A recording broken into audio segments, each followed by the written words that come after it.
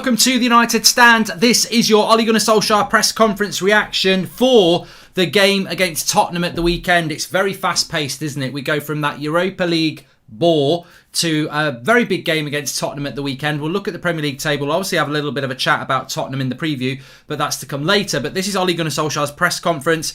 He spoke about Donny... no, he didn't speak about Donny van de Beek. I want to speak about Donny van de Beek a little bit later. I think it's absolutely stunning. You know, when you actually stop and reflect, it's absolutely stunning how our record signing of last summer has been so underused, and it doesn't get mentioned in any press conferences.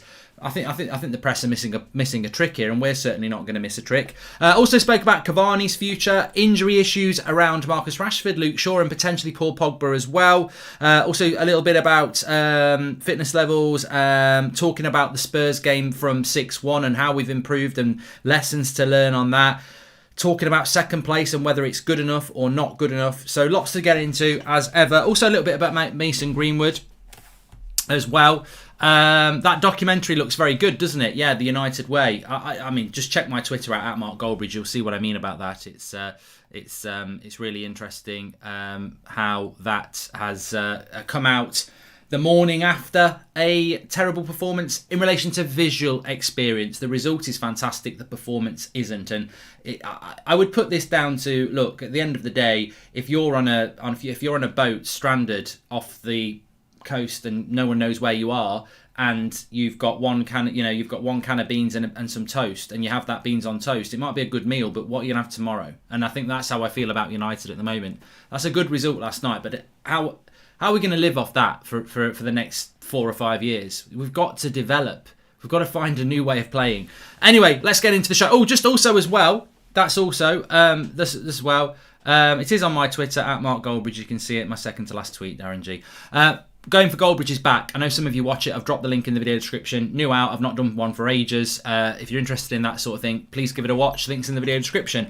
But let's start off Ole Gunnar Solskjaer's press conference and this team on Sunday. What he's basically saying is that they'll fly back today from Spain. Tomorrow will be a day of rest, and then Sunday he'll pick a team. So very little turnaround time. We know this about the Europa League. You play Thursday night, you're playing Sunday afternoon. There's really not a lot going to go on in between games, and Solskjaer needs to have a plan for a game where Spurs have got all week off. Now we'll look at Spurs and where they are in the league, but first of all, let's talk about Manchester United and what he said about the potential issues that he faces. He spoke about Marcus Rashford again, but he also spoke at the end of the game last night, I don't know whether anybody saw it, that what's happening with Manchester United in relation to this game is that Paul Pogba had a knock. He said that's what he said. Paul Pogba had a little bit of a knock after the game last night. Luke Shaw, obviously, a little bit of a concern about him, and then again Marcus Rashford. Now, I actually don't think Pogba will play in the midfield on Sunday. I think he'll bring back McFred for that game, especially with McTominay not playing against Granada because he misses the next match. I think we'll definitely see him. Obviously, Harry Maguire misses that game, so you know whether he'll try something new out ahead of that Granada game, probably advisable, but probably won't do that. I certainly would. But Marcus Rashford, he spoke about Rashford again, and basically he was asked a question by a journalist about England and said, should England fans be concerned about Marcus Rashford for the Euros when he's clearly not right and there's still a lot of football to play before the Euros? We got an insight really from that question where he said, no, people shouldn't have any concerns. He's a very fit lad. He's a very strong lad. He's carrying a knock. He's got a sore foot, but hopefully that will get better. He said he played better last night than he did against Sunday, so hopefully he will just, get better and better. And I think that's the thing, isn't it? He's carrying knocks. He's not fit. Match fitness, ability. It's lung capacity, isn't it? It's stamina. I don't think there's anything wrong with Marcus Rashford's fitness in relation to his stamina and his fitness levels.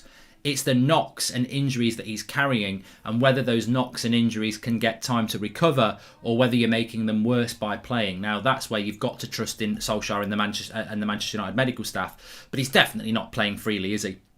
Just in relation to the Tottenham game as well, he was asked about the 6-1 game and whether that will be in people's minds, United players' minds on Sunday. He said there's a professional pride element here. We didn't have a pre-season. They were a lot fitter than us when they beat us 6-1, but we also gave away a silly red card. We were down to 10 men. But we were poor in that game. We were below our levels. We were poor. And there is a point to prove for our players. And it is interesting when you think about that, because that Tottenham game seems so long ago. And I think after that Tottenham game when we lost 6-1, I don't know how you felt, but I was like, I can't wait to play them again, wipe that smug smile off Mourinho's face and turn this result around. Here we are, nearly coming towards the end of the season, and that 6-1 game really doesn't bother me, because I look at where we are, and it's like, well, yeah, it'd be nice to beat them at the weekends, but at the end of the day, we've got 60 points and they've got 49 points. We're 11 points ahead of Spurs. We're in the Europa League quarter-final, they're not. So you can have your 6-1. It's like Arsenal beating us in the autumn 1-0, isn't it? They were celebrating it, doing their dance and all that shit, and at the end of the day, I don't really care, because it's a 38-game season. We are currently 18 points ahead of Arsenal. I mean, you beat us 1-0 at Old Trafford. Well done. You know, get a DVD out for that. As for Spurs, look, I don't want to lose to Spurs at the weekend, but we are 11 points clear of them with 8 games to go. I think that Solskjaer will look at it pragmatically. I don't think he'll be going... What I'm trying to say is I don't think we're going to go there for revenge. I think we'll go there not to get beaten, which is basically what we've been doing for quite a while now. There's a pragmatic approach to these games now. And look, I don't like the way we're playing, but I don't think we're going to go... Look, honestly, we're not going to go and see United play on the front foot, are we? I mean, I don't think we even know how to do that at the moment. But we'll go there. We'll keep it tight. We'll probably play Fred and McTominay. We'll look at the Liverpool games, the Man City games, the top 6 games, and we'll think 0-0. And I think that's what we'll look at. But it is interesting in the sense that if we were to lose this weekend and Leicester were to win and West Ham were to win, it closes up a little bit. West Ham would be 5 points behind us. Chelsea, if they win, would be 6 points behind us. Leicester, if they win, they would be 9 points behind us. Obviously, I've just realised Leicester and West Ham are playing each other, so that's not possible. But you know what I mean? If Liverpool win, they become 8 points behind us and they've got us to play, which could be 5 points. So we mustn't fall asleep too much. Do I think Spurs can catch us 11 points behind? No, I don't. But we have to be a little bit wise as to that we can't really afford to lose this game. I think at the end of the day, we will go there pragmatically as we have done. Leicester do play West Ham. I apologise for that. I hadn't realised that. But yeah, so we've got to go into this in a pragmatic... We will go into this in a pragmatic way. I think if we lose, whenever Solskjaer lose, people react badly to it. There is a tweet just coming out from Romano. It says, we keep an open dialogue with Cavani. He's still unsure what he wants to do. Boca Juniors are offering him 2 years of a contract. Manchester United want to keep Cavani for 1 more season, but he's not decided yet. This is from Fabrizio Romano. So interesting in that sense that we have got... we've got a situation... I may as well bring this in now. So Ollie was asked about Cavani. Basically said that is going to be key in the rest of the season. He's very important. He's been brilliant around the place, as we know. But he has got 1 year left at United. If he wants it, it's optional. We can't hold him to it. Boccagini is obviously offering him 2 years, as per what Romano is saying. And Ollie himself talking about next season and saying he's unsure what he wants to do. United want Cavani to stay for another year. Cavani doesn't know what he wants to do. To me, there is a career mode today. For me, this is a little bit of a position of weakness for Manchester United, because I personally wouldn't keep Cavani at the club. I've said this. So what? It's only my personal opinion. Some of you would keep him, some of you wouldn't. Manchester United do want to keep him at the club for another year. I wouldn't keep him here because I think he's too injury prone. And I don't think that provides stability or consistency in a team that needs consistency. If this was Cavani 5 years ago, I would try and get him on a 4-year deal. But not at 33 or 34 with the injuries that he picks up. You need a consistency. And also, we're paying him about 200k a week as well. I don't think we're getting value for money. But what he's done off the pitch is fantastic. You know, having people like Greenwood and Rashford and Martial being able to watch and learn from him, his professionalism must be great. But we've put ourselves into a position of weakness because we've basically said, please stay. And he's like, I'm going to have a think about it. So we've put ourselves into a position of desperation. And I think this is I know this is what we're going to do with Paul Pogba as well. We're basically saying, please stay, Paul. And he's like, I'll have a think about it or see what else he's about before I decide. So we're a little bit, please stay, United on their knees again. And I mean, it's very difficult to reflect a whole club off one scenario, but we do seem to be on our knees begging a lot. And I think that is never a position of strength when you're down on your knees begging, is it? So I think that Cavani's obviously got a decision to make. I'd be concerned that Cavani thinks there's a decision to be made. I mean, a year at Man United or 2 years at Boca Juniors, that can only be about not really being comfortable in Manchester. And if he's not really comfortable in Manchester and he's unsure, I'm worried that if he decides to stay at United, he might regret it, and then you've got an unhappy player anyway. So I can see, but what I can say from the club's point of view, I can see why they want him to stay for another year, because it solves a problem. United know if Cavani goes, they need a striker, but we already know we need a centre-back, a CDM and a right winger. If Cavani goes, you've got to get a striker. If Cavani stays for another year, you can put off getting a striker for a year. So I do understand that. And I'm not definitively saying that if we keep Cavani, it's outrageous. It's not like giving Phil Jones another 5-year contract. I think Cavani could do a good job for us next year, but personally, I think, where's the future in Cavani? There isn't one. He's going to go in a year. You're just covering it for a little bit. Taboa says, I really rate Fred and Pogba as a duo compared to McTominay and Pogba. I don't think McTominay and Pogba work. I've never seen them play well together. I'm sure somebody can give us a game where they have, but I said it before the game last night. I was worried about McTominay and Pogba. They don't complement each other very well, and we saw it again last night. They really don't work well as a pairing. That's nothing about them individually. I think Pogba's a fantastic player. I think McTominay can be a good player, but the reality is I just don't like them as a pairing. And whatever you think about Fred, and Fred's got his weaknesses as we know, I think Fred complements McTominay and Fred complements Pogba much better than Pogba and McTominay work together. If Cavani goes from Fiorentina is very good, says Andy Harris. Come on Tottenham, Super Tottenham from the lane, says Singh. We are Red Devils, we have to get our revenge, says... no, Matic, he didn't play McTominay in the... I don't think we played McTominay in the... Carabao Cup. It was Matic, I'm pretty sure he played with him. But G. Mitchie says McTominay doesn't complement anybody. He's a crab footballer. I just think we play him out of position. He's not a CDM, is he? Simple as that. Matthew says, what about Rafinha and Rice or Sancho alone? I'd take Rafinha and Rice. Yeah, I want to solve that CDM role. Anyway, what else did Ollie have to talk about? He spoke a little bit about Marcus Rashford, of course, as I've just said there. He was asked about second place. He was asked a question about second place and said that in the past, basically, you've said that second place is never good enough for Manchester United. Obviously, I think this question was sort of angled at the fact that we're being told to celebrate second place at the moment, which is quite interesting, actually. Look, I'll never shirk away from things, right? I saw a tweet off the Manchester United official account last night, and it was basically Dan James looking into camera saying, keep supporting us, thanks for all your support, we've had a good result tonight, and just keep supporting us, it's fantastic. Now, this is good because it puts out a positive image of the players and the club and tries to build positivity around the club, which is great. There's some people think it's great. Some people have replied saying it's not. Divided world. We've had Prince Philip, rest in peace. He's died today at 99. The Queen's husband, Prince Philip. You've got a lot of people saying rest in peace. You've got a lot of people being vile about it. Welcome to the world and welcome to society now. A lot of angry people. A lot of people who just don't draw the line at respect. They don't do it. This is the world we live in. So you've got Dan James saying that. You've got a lot of people saying nice things. You've got a lot of people saying you're shit. You shouldn't be saying it. I get why the club are doing it. They're trying to paint a positive light. But I personally think that the club, as I said this morning, putting a player up who didn't actually play that well in front of a camera and saying keep supporting us, to me, that comes across as you've just put a player up who didn't play very well. You're trying to make us empathetic towards him and the rest of the team, and you're trying to melt our hearts. It's like putting a puppy up in front of the camera, because Dan James is a very likeable lad, isn't he? So you put him up in front of the camera, you say, please support us and keep supporting us. You melt the iceberg hearts of people who are a bit fed up of the way we're playing. But look, football's very different to when I grew up. I didn't need to see Brian Robson standing in front of the camera saying get behind us after a bad result, because I felt different about Manchester United in those days to the way I watch them now. I'll get behind those players when they put in the performance I expect of a Manchester United player. I will never have any guilt of giving Dan James 5 out of 10 last night because he stands in front of a camera and says, please support us.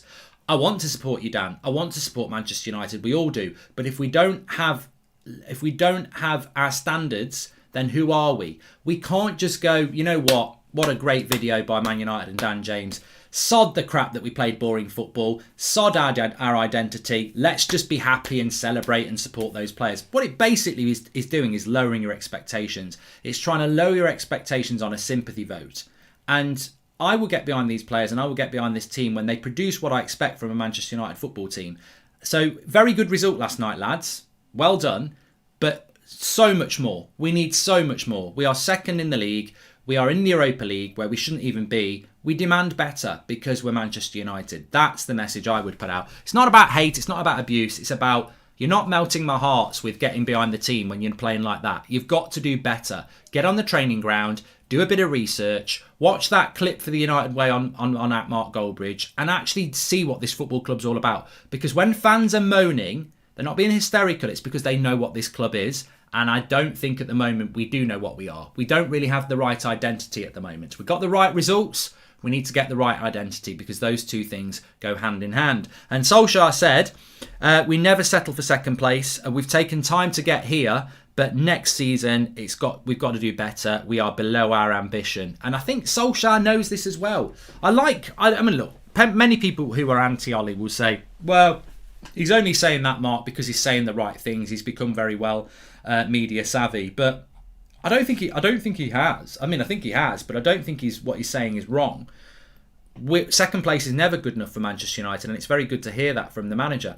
When Mourinho finished second place, he said it was one of the best achievements of his career.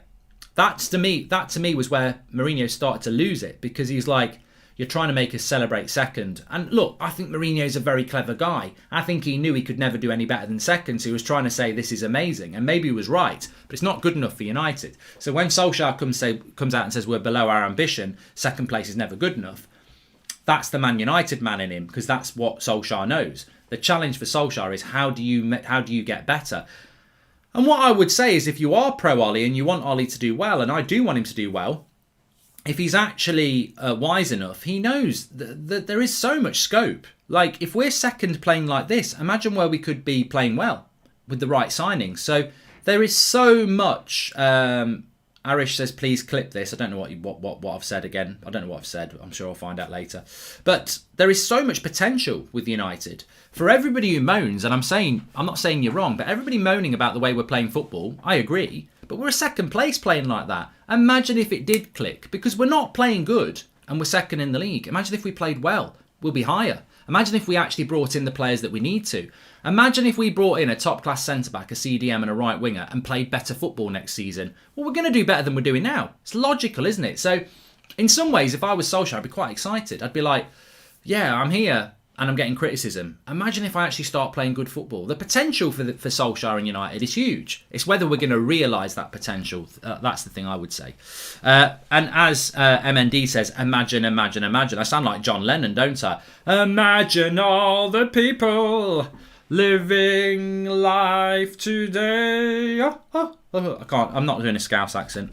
He spoke about Harry Kane. He said he's one of the best players, one of the best strikers in European football, which therefore means the world, because European football is the best.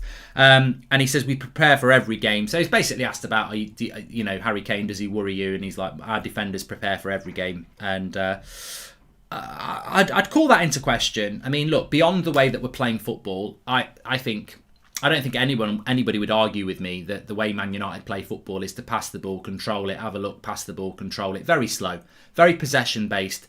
I also would argue with anybody that the way that we mark up is awful. Soldado on the back post yesterday. I mean, their number 9, completely unmarked on the back post. Brings back memories of St Maximin against Newcastle, unmarked, score a goal. Rodriguez, unmarked, scores a goal.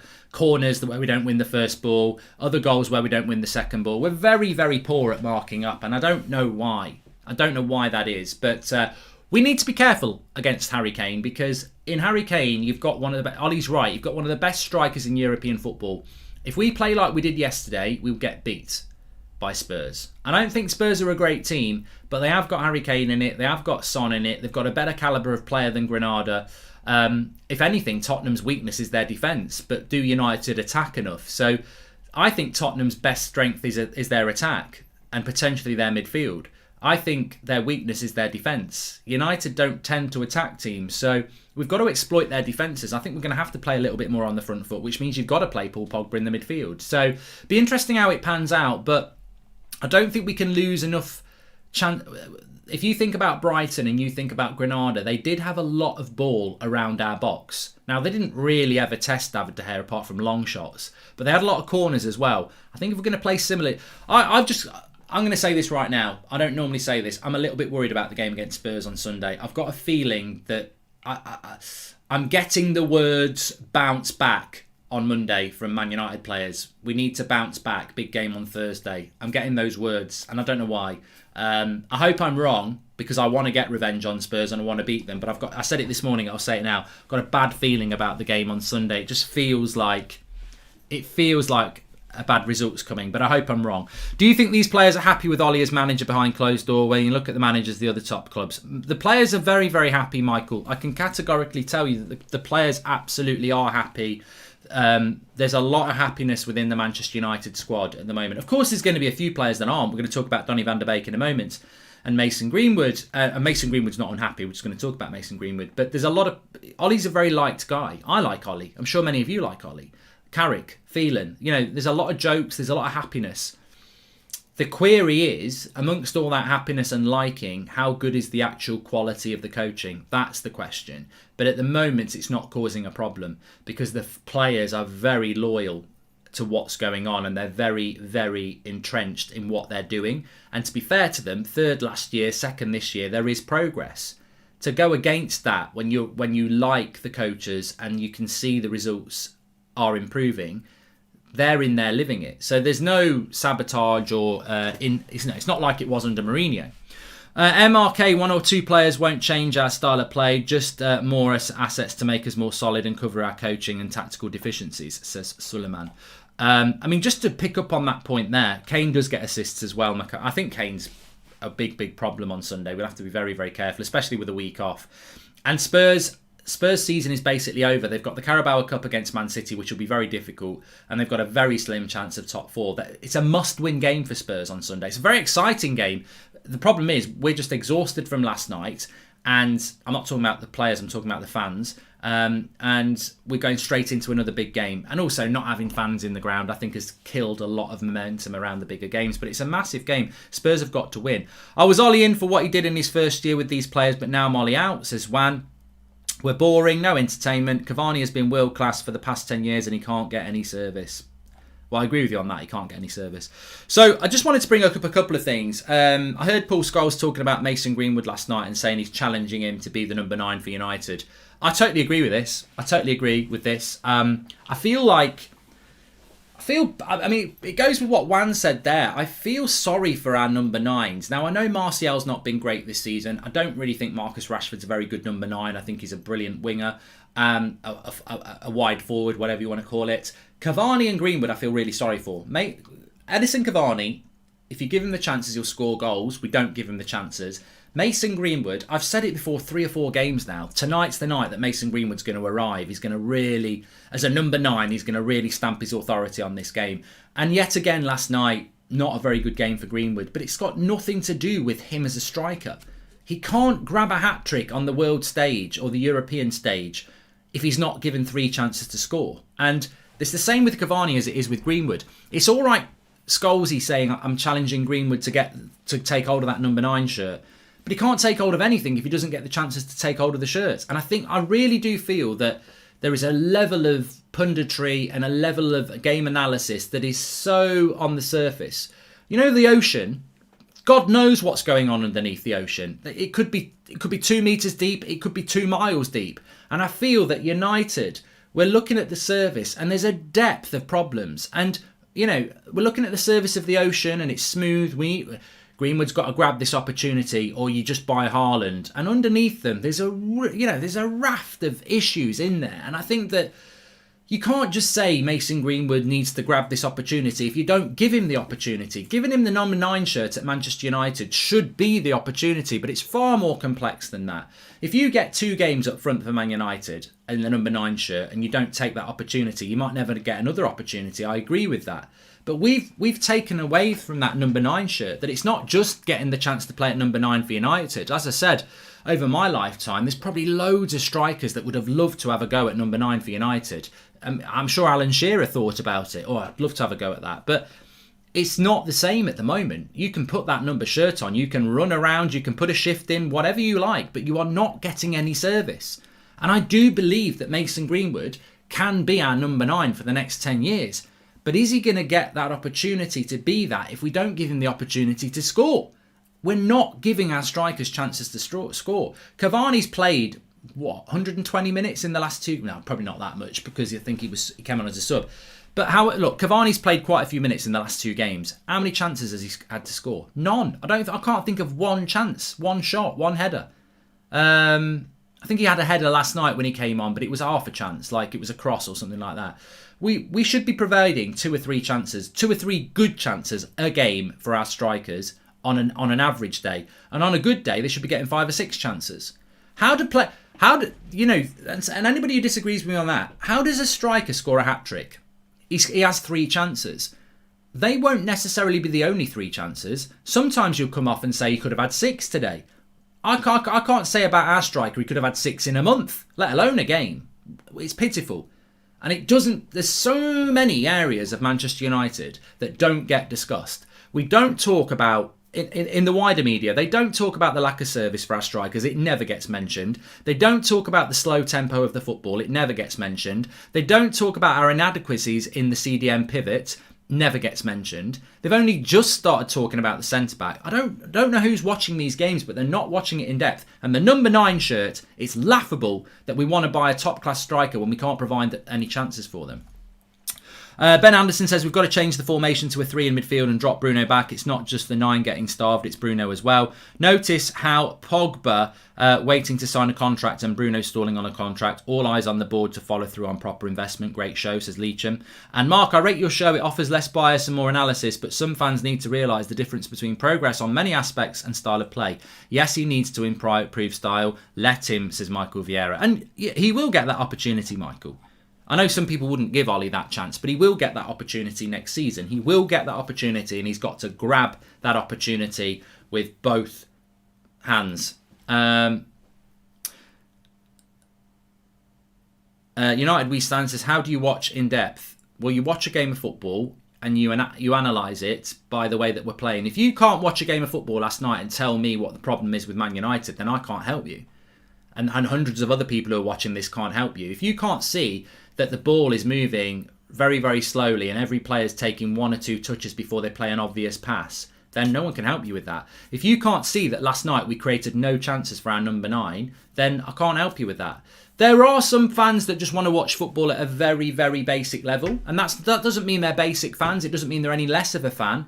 There are some people that don't watch every United game. I'll get a message from someone and say, what did United do tonight? And they're a United fan. And I'll go, well, they won 2-0. And then they come back with well done. And I take them out of the contact because I'm like, you've just enjoyed that result without watching it. You should have bloody watched it like I had to. But on a serious note, we will have fans who think, yeah, just sign Haaland and everything's fine. It's the Galactico Real Madrid approach of the early noughties. Oh, yeah, just buy the world's best player. It will solve the problem. You can have the world's best player at number 9 for Man United. It won't solve the problem. He'll be absolutely frustrated. We need to look at better. Stats-wise, Donny in 8 minutes was as effective as McTominay was in 90, says Scott Panton. Well, I did want to talk about Donny van der Beek. Please smash a like on the video, by the way. We are live at 8 o'clock, and make sure you subscribe, bottom right-hand corner. I am doing FIFA Career Mode later. And please do check out Going for Goldbridge. It's brand new out. I've not done one for a few weeks, asking your questions, reacting to the old Gogglebox laughing at the Lego guy. Links in the video description. Make sure you check it out. It's a good one. But I just want to talk about Donny van der Beek. It was brought up there. I am absolutely stunned. I know it really bothers a lot of you, and I feel that it's not been mentioned for a long time, and as a fan channel we should mention it. I'm living with this. I'm at peace with it. I'm sure Donny van der Beek isn't. A long time ago, and I'm talking 3 months ago, I was like, I'm not going to get angry and stressed at Donny not starting games or not getting minutes anymore because the pattern was set a long time ago. I think for the first 3 months of the season, I used to get really angry about it. And then you just stop being angry and you unfortunately, you just start to get used to it. I've not accepted it. I still think it's wrong, but I've got used to it. But what stuns me is how it has become established and fine and never gets queried. He never gets asked about it in press conferences. You could get 3 questions about David De Gea and Henderson. You could get 3 questions about Paul Pogba or Marcus Rashford or something like that. You will get no questions about Donny van der Beek anymore. This is Manchester United's record summer signing of last summer. A midfielder, and not only that, it's not like Telles where, Telles cost a bit of money, good player, but Luke Shaw's been world class. All right, you got to park that one. You put your hand up and say, Ollie, why are you not picking Telles? He's going to go, are you an idiot? I've got Luke Shaw. But in relation to Donny van der Beek, you've got a player there who's your record signing, who is one of the best up-and-coming young midfielders in Europe at the time that you buy him, who other clubs want to buy. Real Madrid wanted him, they just couldn't afford the deal. And we have got a player there who can play in multiple positions, is very versatile, and also United's midfield has not been good, and yet he still can't play.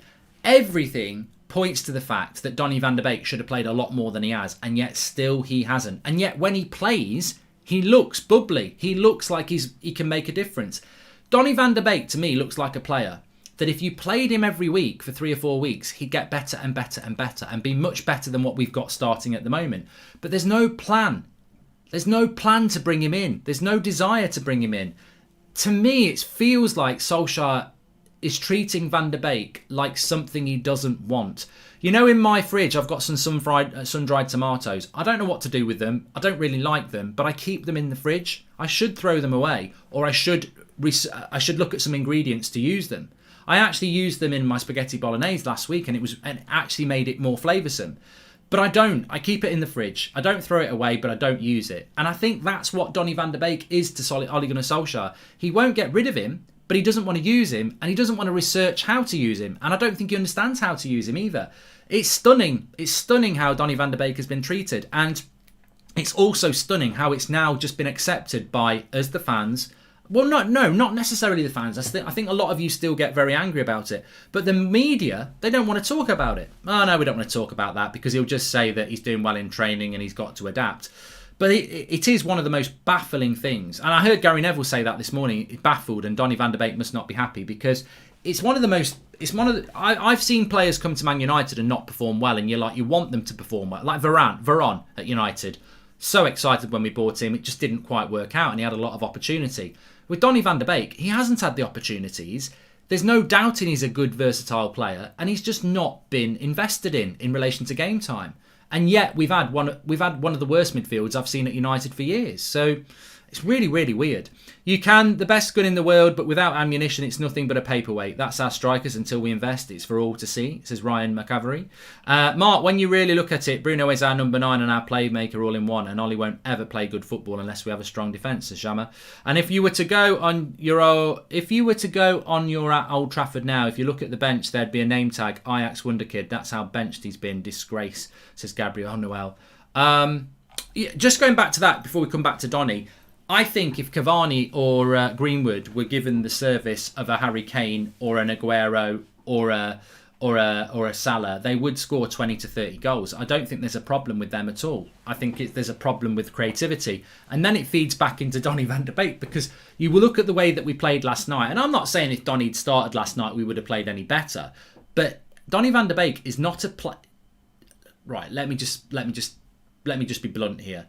Donny van der Beek doesn't suit that shit style of football last night. Donny van der Beek does not suit slow pass to somebody, take 2 touches and pass it to somebody else. Donny van der Beek is ingrained in getting the ball, passing it forward and moving. Pass and move, pass and move, press and move, pass and move, press and move. It's the Ajax way. The way we play doesn't suit Donny van der Beek. Now, I know that hurts Donny van der Beek and I know it hurts you. But the reality is, in some ways, it's a feather in his cap that he does not suit the way we play because the way he plays is far more exciting than the way we play. And that, to me, is the problem. Ollie doesn't know how to fit him in because he doesn't suit this slow, possession-based football that we seem to want to play to try and get over the line.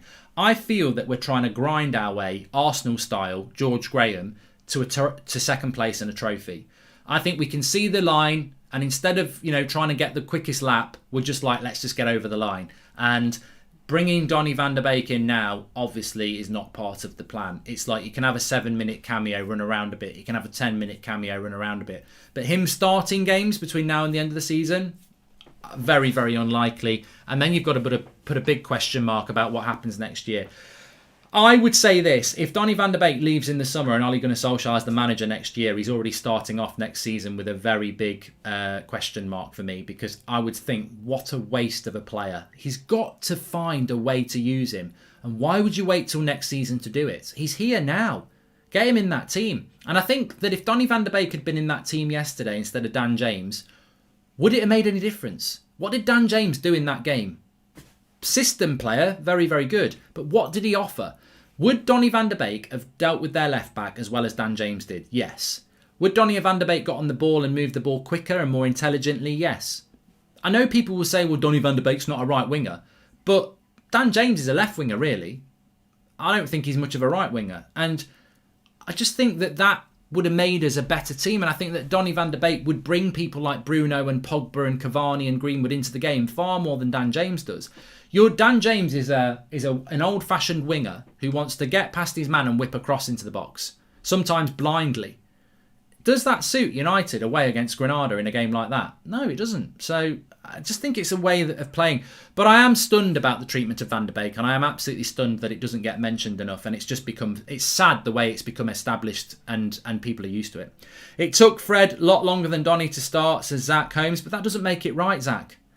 You're talking about Fred like he's some sort of Man United superstar. Most people want to sell Fred. So I don't use Fred as a good example. You could use Fabinho at Liverpool. His first season was very patchy, and now he's one of the best CDMs in Europe. So there are better examples, I agree. But personally, you've got to take each situation and interpret it yourselves. Personally, I don't see why he's not been used, because the midfield's not been very good. Every time we've used him, I've been impressed with him. So I think what you're sort of wondering towards is taking time to get used to the Premier League. I think that's bollocks. I really do. Every time I've seen him, he's looked absolutely fine. He's looked up to pace. He's looked physically good. I think he needs games. I don't think he's established. I don't think he's getting used to the pace of the Premier League at all. I've seen him play in the Premier League and he's been very, very good. So I personally think, and I might be wrong, I just think Solskjaer doesn't know how to use him. I think he's like my sun-fried tomatoes in the fridge. Doesn't want to bin it, but doesn't know how to use it. Get the recipe book out, Ollie, and start using it. I saw Donny do more first-time passes than the rest of the team, but that's what he will do. But maybe that's the problem. Maybe Donny van de Beek, Ollie doesn't like him because he wants to play a more expressive game of football. He wants to move things quicker, and Ollie's like, yeah, but if we move the ball quicker, we might lose it, then the opposition will get it and they'll score. Let's keep hold of the ball, let's keep it simple, and then the opposition haven't got it. Boring, but we've got the ball. Samip says, Ollie hasn't used any of his new transfers this season. Point about it, Mark, he can't improve young players under him. Big season next year. I've accepted that Donny is just a Pogba replacement. This season is just to bed him in, says Jamal. But how is he a Pogba replacement, Jamal? Pogba's been injured loads this season, and Pogba plays in the midfield pivot. He's still not used Donny there. So I don't think he is a Pogba replacement because there's been so many times he could have used him there and he didn't. So I don't agree with that. I think it's too simplistic, and it's a get out of jail card to say, oh, he's the Pogba replacement. How's he the Pogba replacement? He doesn't even play him where Pogba plays. So I don't think he's the Pogba replacement. I'd love to see him be the Pogba replacement, but I don't think it's there. Who do you think bought Ollie? Who do you think bought Donny, Ollie, or the board, says Ado? What do you think?